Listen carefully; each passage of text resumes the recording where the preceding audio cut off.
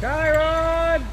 Search crews comb the area around Skyline Elementary looking for Kyron Horman.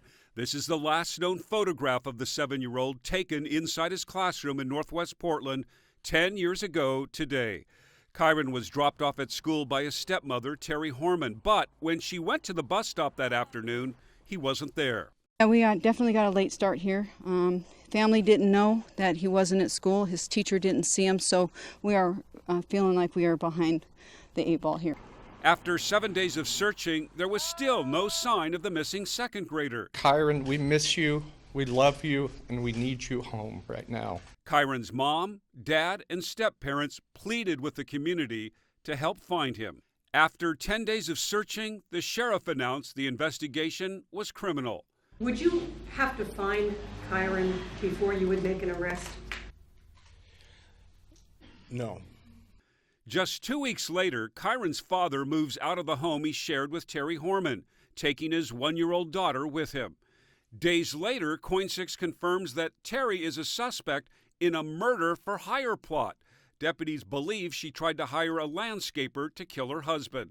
Clearly, the family that we saw standing together in that church across from the school, that family really didn't exist. Obviously, there were problems, at least in Terry Horman's mind, with her relationship with her husband to go to that kind of length. On Monday, June 28th, Kane files for divorce. She knows she's the suspect. They know she's the suspect. We implore Terry Horman to fully cooperate with the investigators to bring Kyron home. Terry hires a high-profile local defense attorney. Over the summer, friends and family testify before a grand jury. Why won't you say anything? It's important. This little boy's been missing for a long time. But Terry is not named a suspect or even a person of interest by investigators. In September, students returned to Skyline Elementary for a new school year, but there's still no sign of Kyron. A year goes by with no arrests and no Kyron. Then 2 years. In June of 2012, Kyron's mother files a civil suit against Terry Horman. The time has come for Terry to take responsibility for what she has done and to tell me and my family where Kyron is and how he got there. And for the first time, a judge and Terry's own attorneys call her a prime suspect in the case. But another year passes with no significant developments, and Desiree tearfully drops the suit. I don't want anything to compromise the ongoing investigation for Kyron.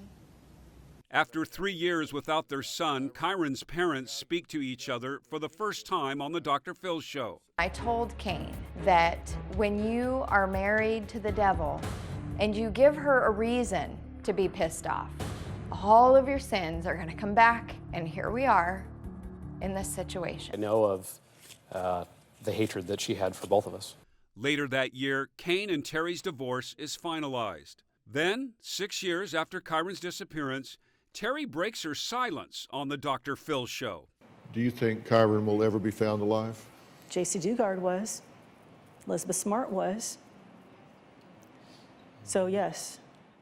Since that interview, Terry has moved out of state. There has been occasional searches for Kyron, but still no arrests and no signs of the boy who should be graduating from high school with his class this year.